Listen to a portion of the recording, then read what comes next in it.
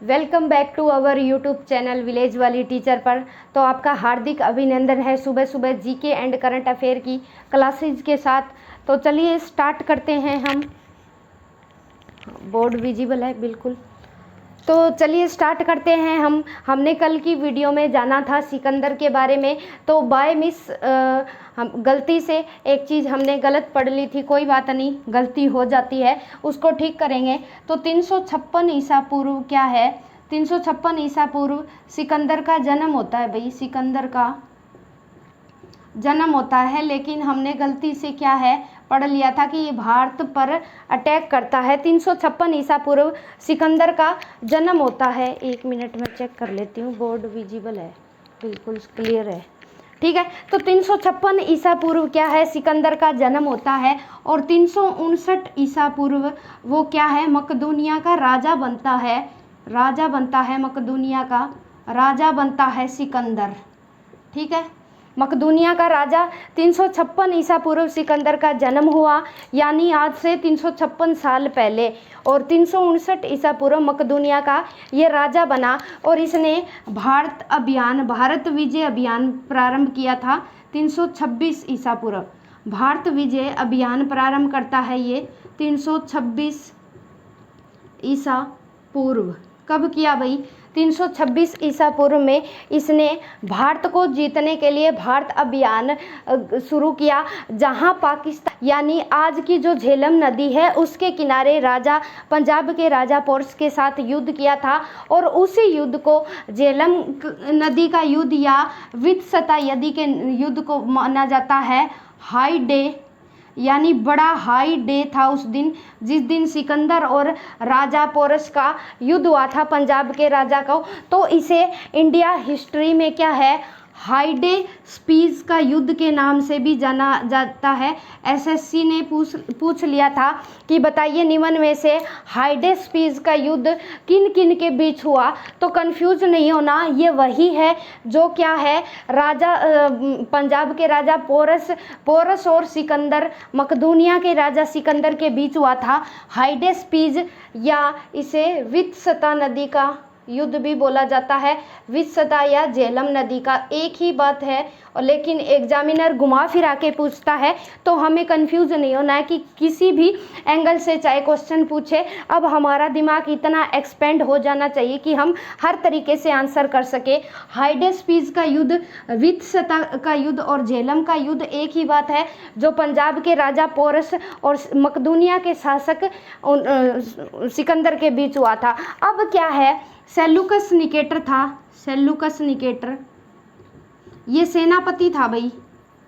Seleucus Nicator राजदूत था, ठीक है। किसका? सिकंदर का राजदूत था सेल्यूकस निकेटर, जो क्या है बिंदुसार के शासनकाल में आता है। उसके शासनकाल में बिंदुसार के पास भी रहता है सेल्यूकस निकेटर। जब ये चला जाता है, सिकंदर जब चला गया तो ये अपना एक राजदूत भेजता है मौर्य साम्राज्य के शासक बिंदुसार के पास। बिंबिसार अलग है, बिंबिसार हर्यक वंश का संस्थापक था और उस वंश के संस्थापक को पितृहंता के नाम से जाना जाता है। यह है बिंदुसार, यह है अशोक के पिता है जो मौर्य साम्राज्य के शासक थे। और सेल्यूकस निकेटर क्या है? राजदूत हुआ करता था।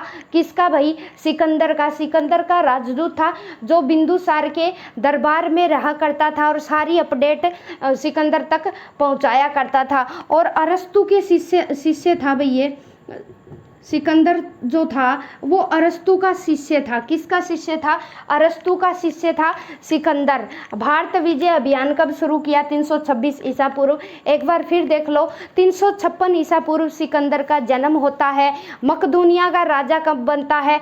359 ईसा पूर्व मकदूनिया का राजा बना, पिता फिलिप था, ठीक है। और भारत विजय की, भारत को जीतना है, भारत विजय अभियान शुरू करता है ये 326 ईसा पूर्व। और इस युद्ध को, जो पंजाब के राजा और सिकंदर के बीच जो युद्ध हुआ, उसे झेलम का युद्ध या वित्सता का युद्ध या हाईडे स्पीज का युद्ध के नाम से जाना जाता है। फिर आगे क्या है? सेल्यूकस निकेटर सिकंदर का क्या था? राजदूत था, जो बिंदुसार मौर्य साम्राज्य के पहले शासक, इनके दरबार में रहा करते थे और अरस्तु का शिष्य था।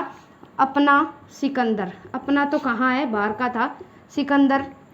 अरस्तु का शासक था सिकंदर। ज़्यादा सालों तक ये जिया नहीं, 33 वर्ष की उम्र में इनकी मृत्यु हो जाती है।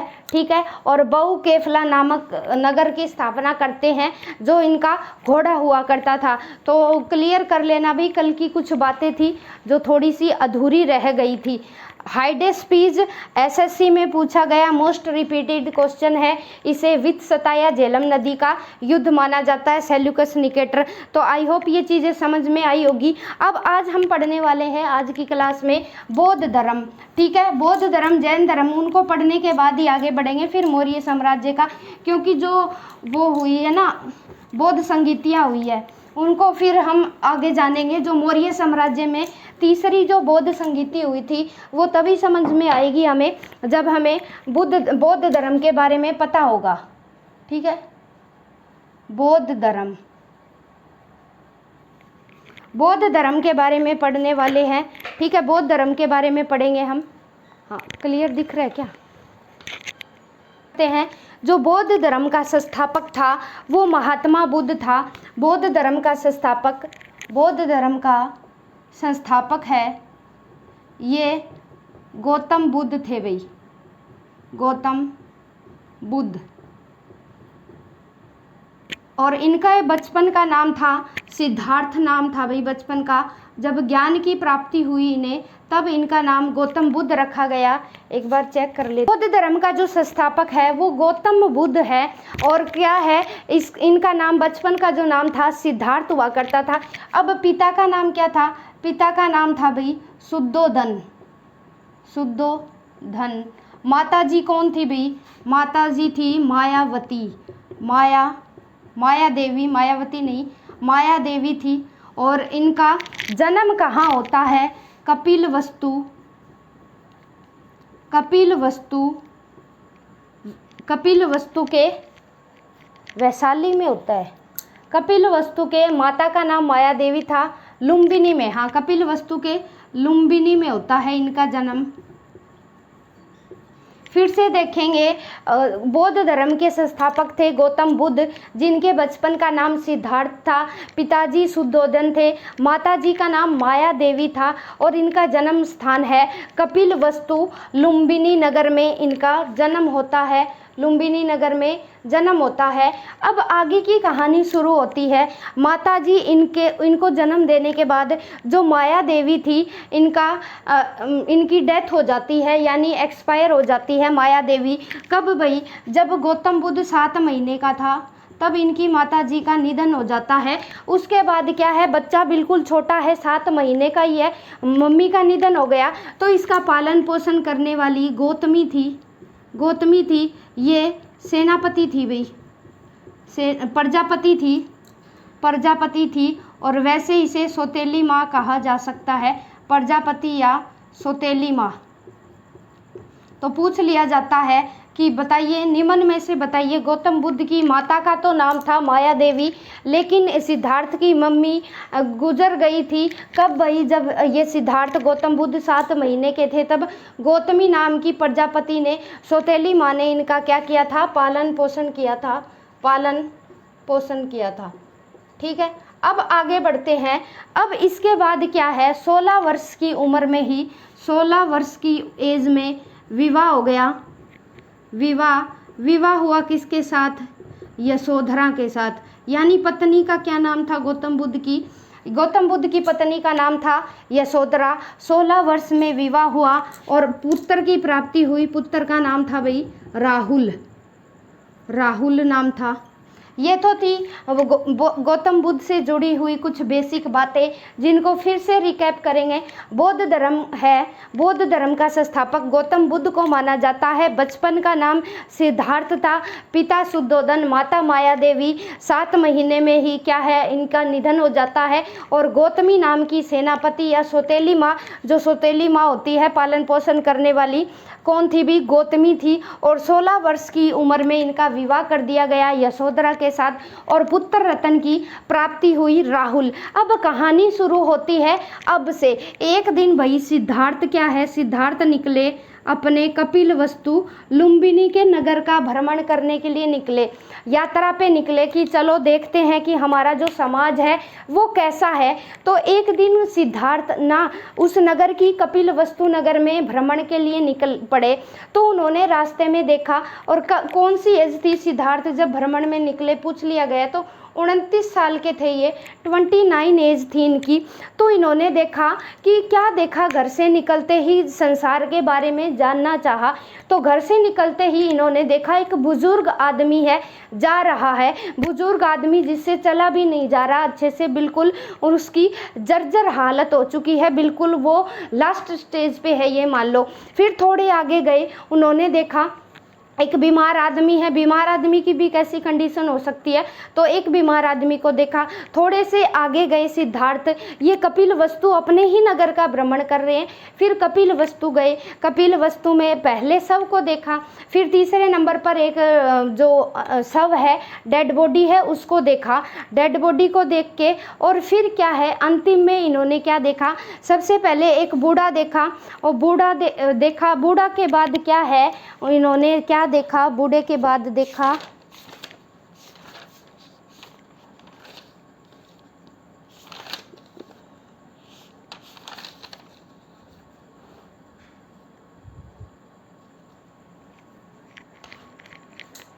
तो सबसे पहले क्या है, सिद्धार्थ कपिलवस्तु नगर का भ्रमण कर रहे हैं। सबसे पहले इन्होंने देखा कि एक बुजुर्ग आदमी, एक वृद्ध आदमी बूढ़े आदमी को देखा, वृद्ध आदमी को देखा।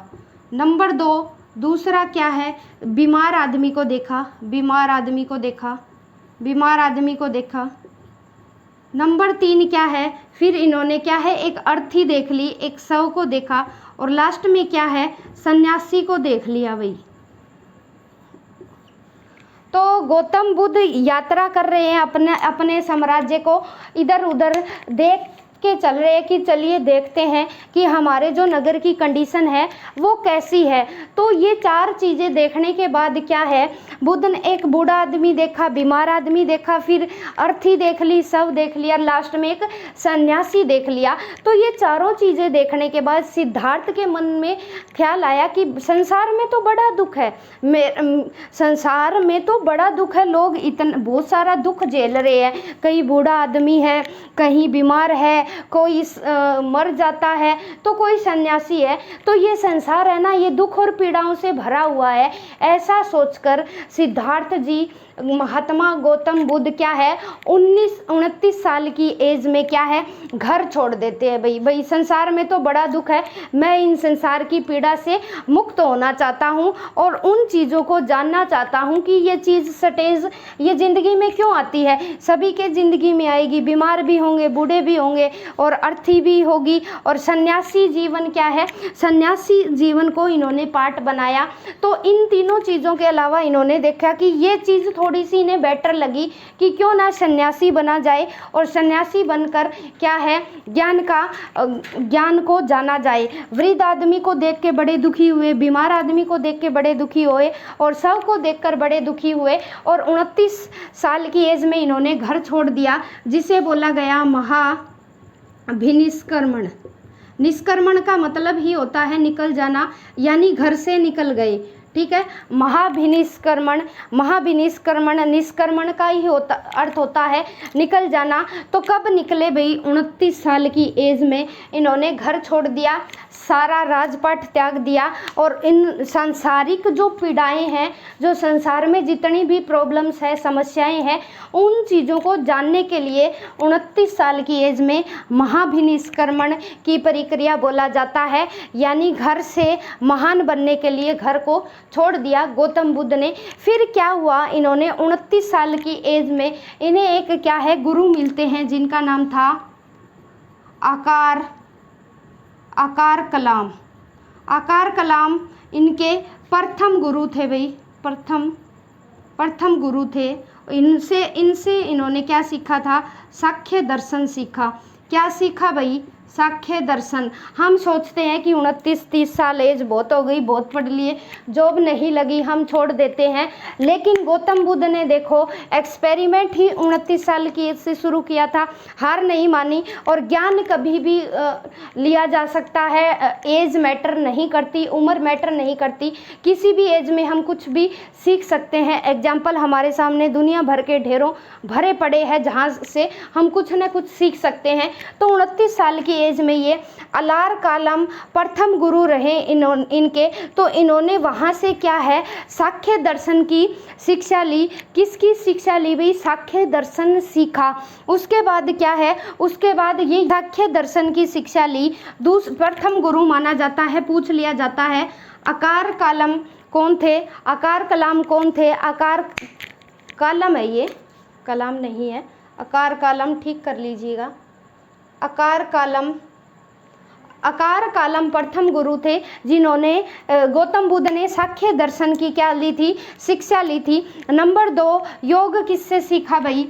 यहाँ लिख दे रही हूँ, योग सीखा रुद्रा,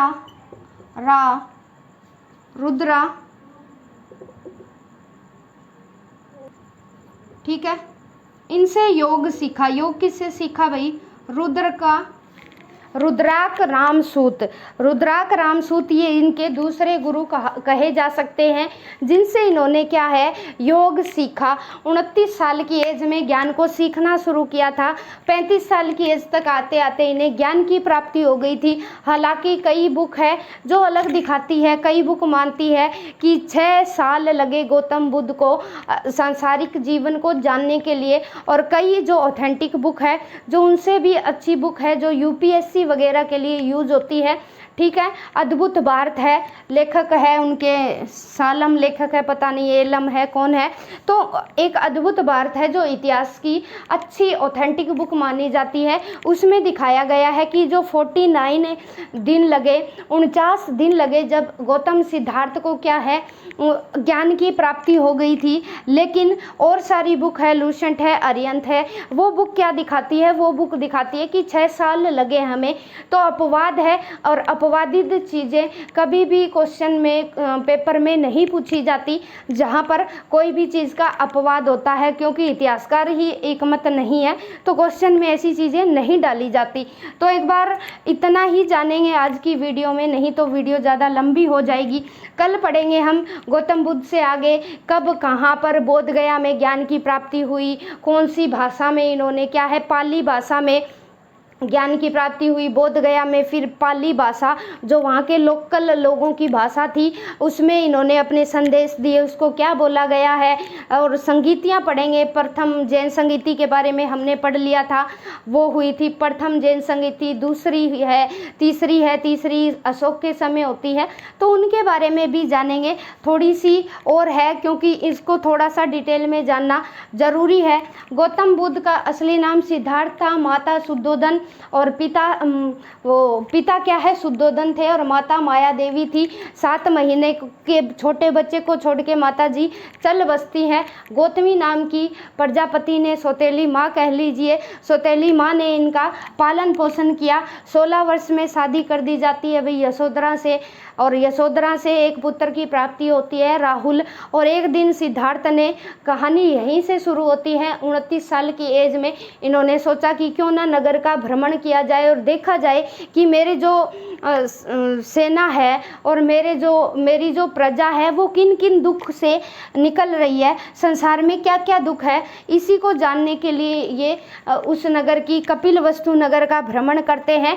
तो बड़े दुखी होते हैं वृद्ध आदमी और बीमार आदमी, और सबको देखकर फिर ये इन्हें अच्छी चीज़ लगती है कि क्यों ना संन्यास ले लिया जाए, घर वगैरह छोड़ दिया जाए, क्या पता ज्ञान की प्राप्ति हो। और ज्ञान की प्राप्ति हमें इन सब मोह माया से बचा सकती है। एकमात्र ज्ञान ही ऐसा साधन है जो हमें इन सब सांसारिक चीज़ों से मुक्ति दिला सकती है। तो बाकी की चीज़ें पढ़ेंगे कल की वीडियो में।